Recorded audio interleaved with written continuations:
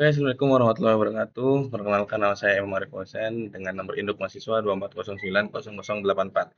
Di sini saya akan membawakan rancangan proyek yang berjudul LMS Pendidikan untuk memenuhi tugas UAS, analisis, dan desain perangkat lunak. Next slide. Judul sistem yang akan dibuat yaitu adalah analisis dan desain learning management system berbasis web. Definisi sistem yang dibuat adalah sebuah platform digital yang dirancang untuk mendukung proses pembelajaran secara berani. Sistem ini memungkinkan pengelolaan materi terbuka, komunikasi antar pengajar dan peserta didik, serta pemantauan perkembangan belajar dalam satu wadah yang terintegrasi.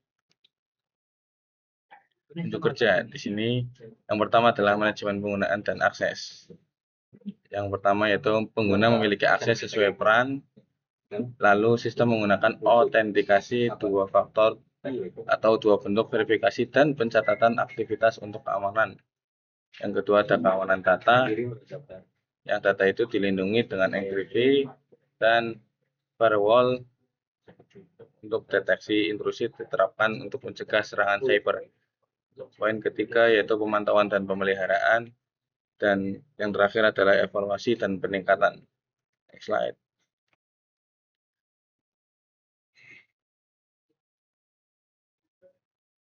Di sini saya menggunakan model pengembangan, yaitu model pengembangan waterfall. Kenapa saya memilih model ini? Karena memiliki perancangan yang bersifat linear dan bertahap, di mana model ini harus menyelesaikan setiap fasenya sebelum melanjutkan ke fase selanjutnya. Berikut tahapan-tahapan ketika membuat proyek ini dengan metode waterfall. Yang pertama ada requirement analysis atau analisis kebutuhan, di mana saya memiliki beberapa pertanyaan yang mungkin bisa dijadikan untuk analisis kebutuhan, yaitu yang pertama siapa saja sih pengguna utama LMS ini, lalu apa sih hak akses yang membedakan antara admin, siswa, wali, dan guru. Yang ketiga, bagaimana implementasi presensi RFID agar akurat. Yang keempat, apakah memiliki fitur minat bakat yang bisa diakses siswa untuk menjembatani minat bakat mereka. Yang terakhir, apakah bisa memberikan notifikasi baik lewat WhatsApp ataupun email milik murid. Yang kedua ada analisis desain atau perancangan sistem. Di mana di fase ini saya menggunakan beberapa perancangan sistem. Yang pertama ada perancangan arsitektur, di mana terdiri dari server cloud, database terstruktur, integrasi RFID, API untuk notifikasi WhatsApp atau email. Yang kedua ada UI UX, yang berisi yaitu tampilan website yang sederhana dan responsif. Siswa dapat melihat presensi, nilai, prestasi, informasi PKL, sertifikasi, memiliki form input guru untuk memasukkan nilai prestasi dan mengelola perihal PKL. Yang ketiga ada implementasi atau coding. Di backend itu saya mungkin menggunakan bahasa Python atau Django untuk server. Di front end yaitu ada React.js untuk tampilan web. Yang terakhir ada integrasi, yaitu RFID untuk presentasi otomatis dan IP WhatsApp dan email untuk notifikasi. Yang keempat yaitu ada tes atau pengujian, di mana tes pengujian ini ada 3 poin, yaitu ada fungsional, memastikan semua fitur berjalan dengan lancar, 2 keamanan, untuk mengecek keamanan website ini terpercaya. Yang ketiga yaitu kinerja, mengoptimalkan akses LMS agar berjalan dengan optimal walaupun berbasis online penuh. Yang kelima itu adalah deployment. Yang pertama adalah uji coba secara berulang dan bertahap. Yang kedua, pelatihan guru dalam penggunaan sistem agar hasilnya bisa maksimal. Dan yang ketiga adalah monitoring awal untuk perbaikan jika ada kendala.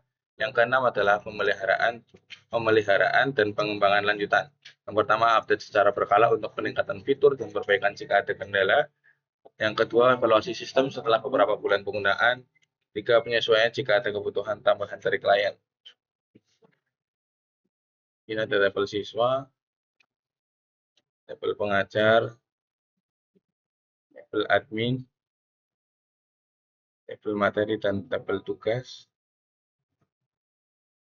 tabel nilai dan tabel tes bakat minat, dan tabel guru BK perusahaan.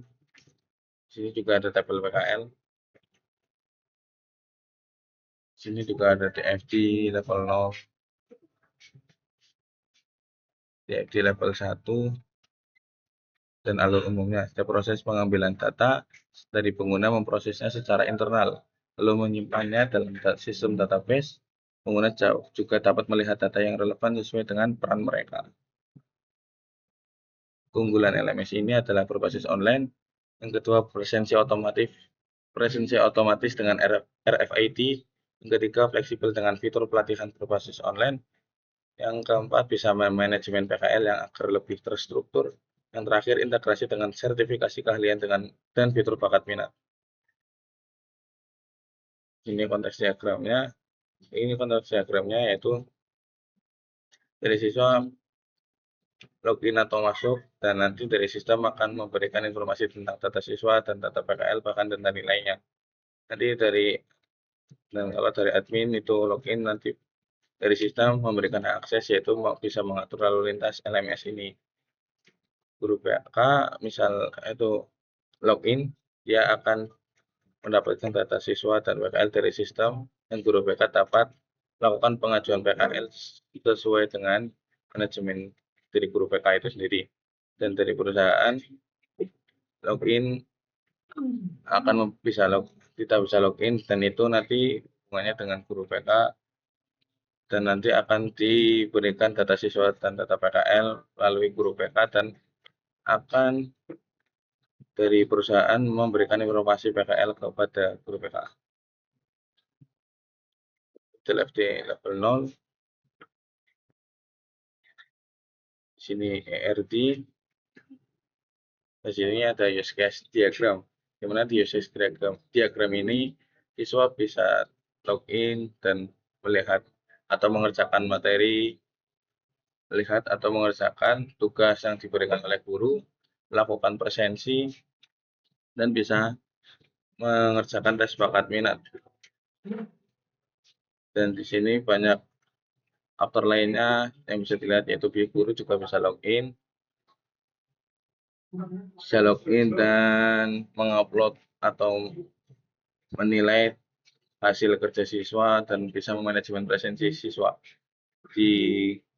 Dari guru BK juga bisa login dan nanti juga bisa mengatur minat bakat, yang dimana di dalamnya ada tes bakat minat yang bisa dikerjakan oleh siswa, dan nanti juga dari siswa akan dipetakan untuk jenjang selanjutnya.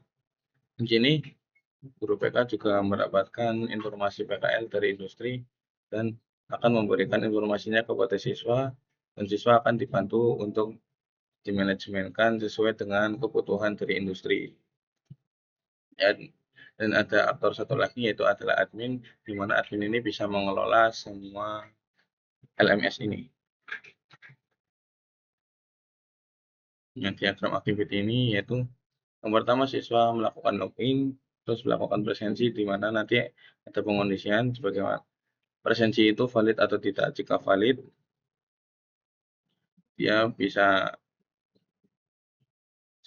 itu bisa melihat materi atau tugas, terus mengerjakan tugas dan melihat nilai tugas, terus bisa melihat dan mengerjakan tes bakat minat, dan nanti akan dinilai oleh guru BK, yaitu menilai tes bakat minat, dan nanti akan dipetakan siswa untuk bisa dimanajemenkan PKL.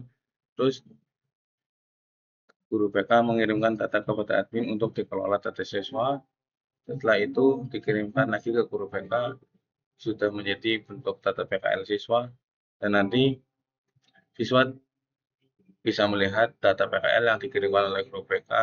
Setelah melakukan PKL, dari siswa bisa mengirimkan laporan PKL-nya ke guru BK untuk dicek laporannya, terus menjadi nilai PKL, dan digambarkan ke guru mapel untuk menjadi nilai akhir. Dan dari guru mapel akan mengirimkan kepada admin, di mana admin itu akan mengelola semua data dan nilai-nilai menjadi data dan nilai akhir siswa, dan siswa akan dikirim file berupa data dan nilai siswa, dan siswa dapat melihatnya. Di kelas diagram ini, dari siswa itu berhubungan dengan dari siswa ini bisa dilihat ada siswa, ada guru, ada kelas, asesmen, PKL info, guru BK, admin, dan industri ataupun user, di mana mereka saling berhubungan. Jadi siswa itu berhubungan dengan kelas, PKL info, ke guru ataupun guru BK, admin atau industri. Di mana industri ini berhubungan dengan nanti user. Kenapa ini ada user? Karena semua ini nanti akan menjadi user, tapi berbeda dengan peran-perannya, yaitu siswa nanti akan menjadi user, di mana user itu hanya memiliki peran siswa dan seperti halnya guru.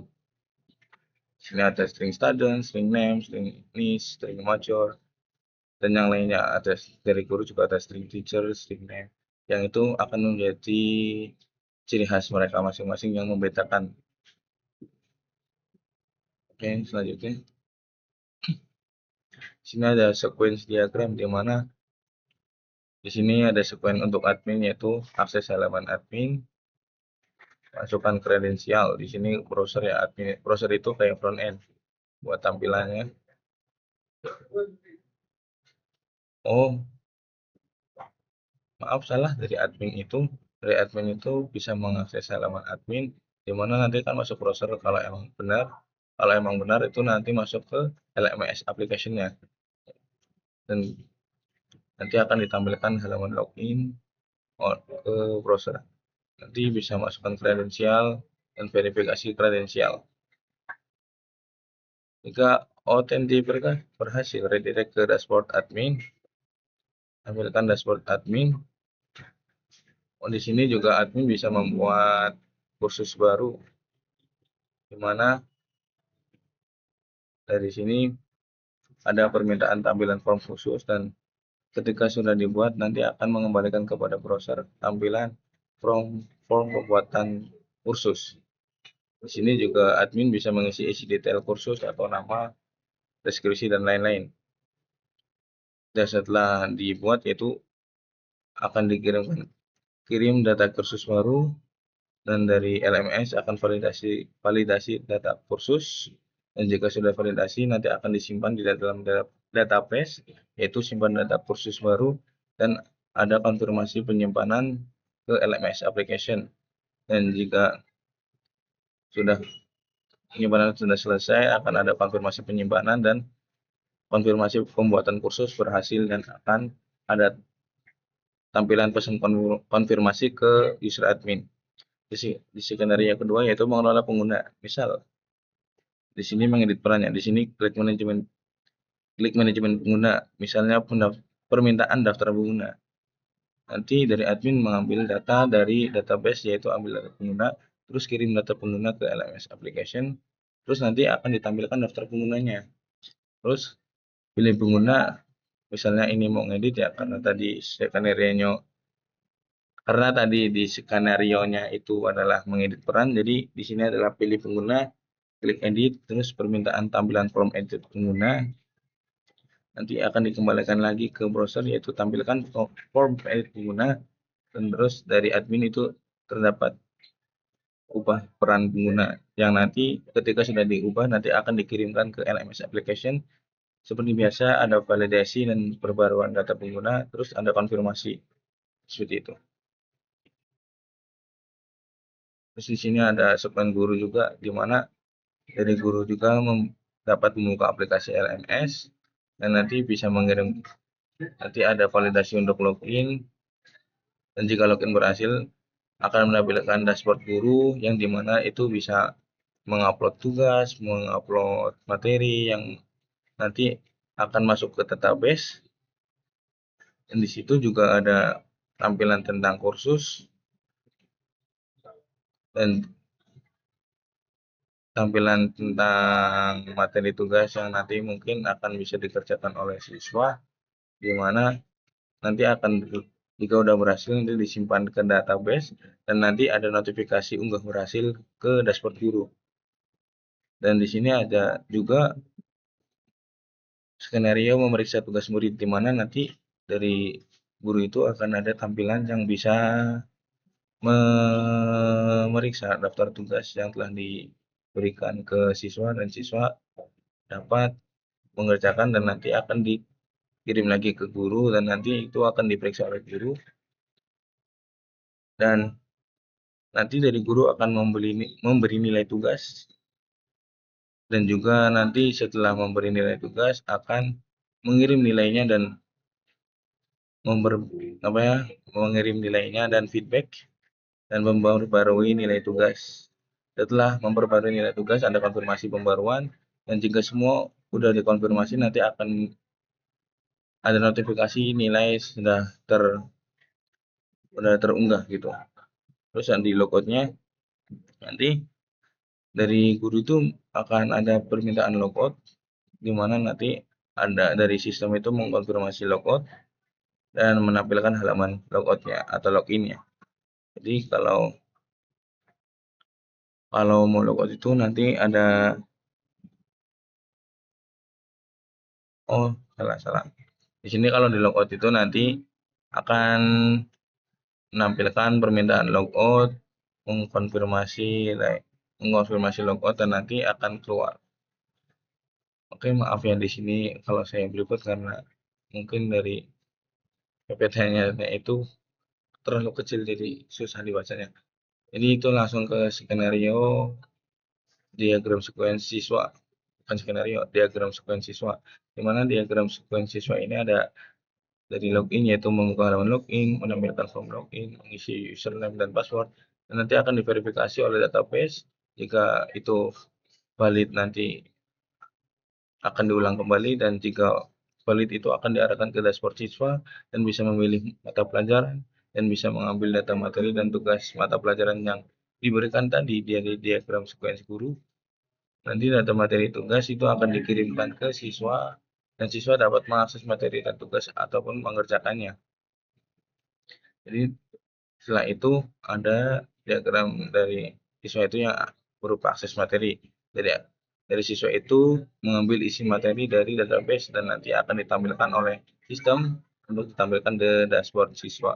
Jadi di bawah lagi ada mengumpulkan tugas, di mana nanti siswa itu bisa mengunggah file jawaban tugas dan menyimpan dari database itu, menyimpan file jawaban dan mengupdate status tugas. Nanti kalau udah disimpan atau udah dikumpulkan, nanti ada konfirmasi penyimpanan, dan nanti dari sistem akan mengkonfirmasi lagi ke siswa bahwa pengumpulan tugas telah selesai.